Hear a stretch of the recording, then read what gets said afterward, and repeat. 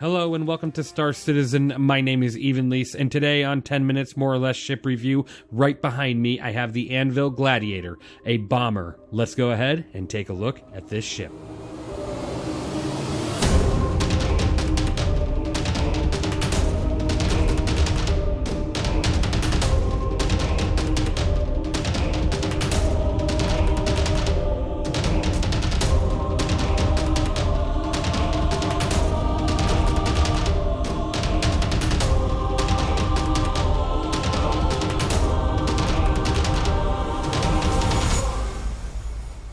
Welcome back to another review. Today I'm taking a look at the ANVIL Gladiator, which is considered a bomber, and there is a reason for that, which I'll go over in just a moment. Before I do want to let you know the price tag on this ship is $165 if you were to pledge for it on the Pledge Store. It's not normally available. It is during only certain events throughout the year, and then you can buy it in-game all throughout the year for $4,365,900 AUEC. Now, taking a look at this ship, it does have a very particular look about it, almost like a, torpedo bomber from World War II. And there's a good reason for that. This ship is considered a torpedo bomber as it does carry 4 size 5 torpedoes. Now, that is held in the bomb bay down below, and I'll get into that a little bit more in just a moment. Before I do want to say the stock DPS on this ship for the pilot is pretty miserable, sitting at 552 DPS with only 2 size 3 CF337 Panthers in control on the wings there. Now, that's pretty low for a ship of this price tag, this size, and its ability. But there's a reason for it. It's not a straight up brawler. This ship is not meant to be a front of the line ship. This is a support vessel. And what that means is you have an F7 Hornet that goes in first, and this ship follows in behind, giving that ship support with some firepower from the pilot and the turret gunner up top, as well as torpedoes and missiles, allowing it to attack bigger targets. That's pretty cool. And I mentioned that turret up top because that also has 2 size 3 CF337 Panthers, and for the full potential of this ship, you do have to have that gun manned. So right now, we can't get NPC crew members. So you will definitely have to either have a friend or hire somebody or just see if someone wants to tag along to man that gun so you can get the full potential of this ship. And trust me when I say this, I recommend it. This ship is by no means bad per se. 3.23 has not been nice to it. I feel like it's definitely got quite the future ahead of it once, some of the balancing passes take place. But as of right now, it's a pretty hard ship to fly alone. Now, outside of that DPS, you do have 4 size 2 Tempest 2 missiles. You have 4 size 2 Ignite 2 missiles. And again, like what I said, you have 4 size 5 Stalker 5 torpedoes, which is pretty cool.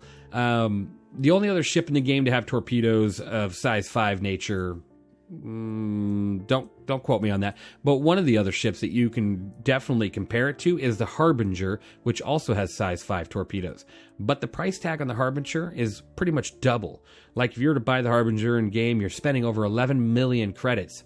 That's pretty high up there, but you definitely get more for the Harbinger, obviously. So that's something you have to consider. Do you want something smaller that has a lot less EM rating, still has size 5 torpedoes, and can output some pretty good damage as long as you're not sitting there brawling with somebody? This is a great ship to have, for sure. Now, this ship does only have 3,000 bubble shields, so that is something to definitely consider when you're in a fight. If you get hit, they're going to rip through your shield in a matter of seconds. As that bubble shield, it doesn't matter where they hit you, it's taken from that whole shield. And it's only got 25,370 health points. Now, I do say only, but in comparison to other ships around this area for this type of style ship, it's not terrible, but it's not great.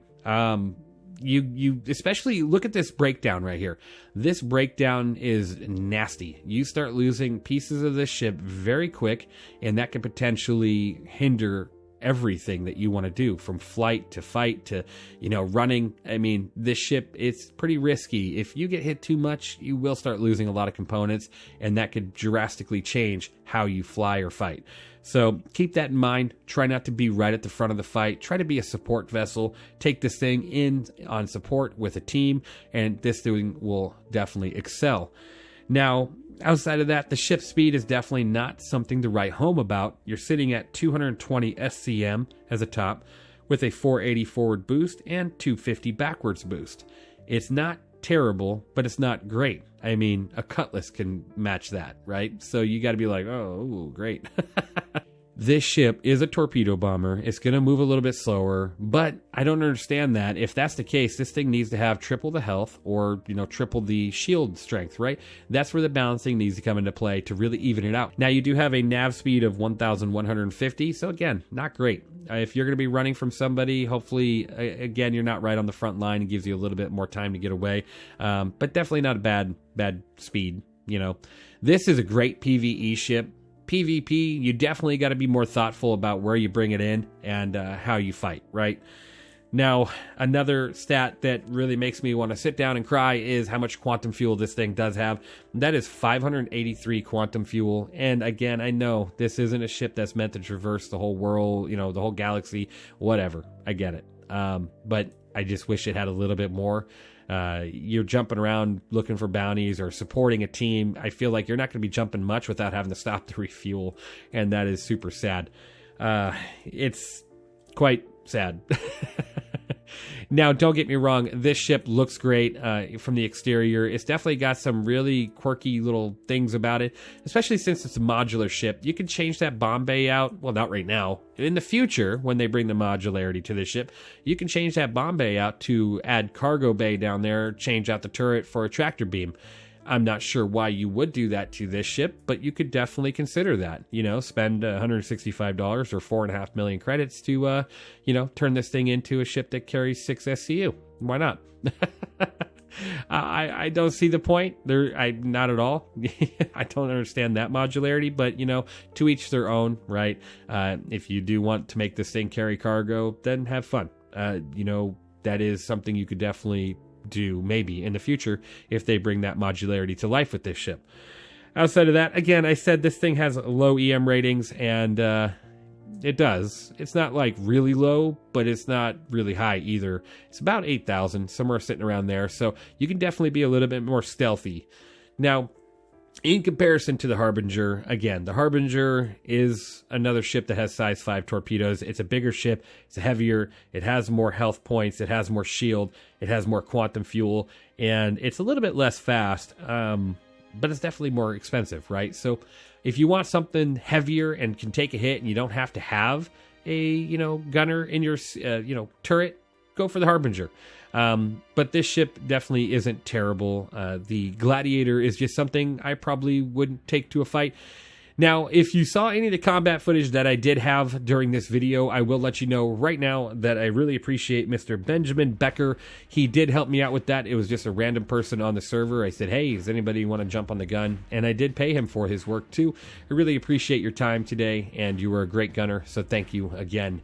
Now, outside of that, let's go ahead and give this ship a review score. Before I do, I'm going to hop into the pilot seat and kind of show you, how many MFDs you have and what the capacitors kind of look like. Now, this ship has a ton of MFDs. There's so much information here, which still, it upsets me, because it's like, why do you have all this information, yet you can't stay in the fight that long if you take fire for more than a moment, I wish this thing had a lot more of a shell around it. I feel like it needs to be more of a turtle. It could take a hit, right? Because the only real thing this has going for it is those torpedoes. So I'm going to lift off here. I'm going to go ahead and raise my landing gear, switch over to SCM. You can see those Panthers sit at a normal 124 shots per gun, which is not terrible by any means. And then if you're up that power triangle, of course, 2 guns only, it goes up to 186, which is fantastic. You can really lay into that. Not like your shields matter anyways, right? So just keep it on weapons, because you only have 3,000 shield. Now, this ship is quite an amazing ship in certain regards, but it also has a lot of drawbacks right now. You really do need that gunner. If you don't have it, you're going to fall short. Now, what do I give this ship? Honestly, it was really hard. I wanted to give it a higher score, but with some of the features right now, especially this lovely bug where you take any damage and you have a glare just everywhere the second you take damage, this ship just, it needs a lot of work. It needs a lot of balance, and it's just not a ship I would probably take out too often, if at all. Honestly, this ship is a 5 out of 10 for me. and that really upsets me. I was hoping to give it a little bit higher of a score, but 5 out of 10 is the score for 3.23 on the ANVIL Gladiator.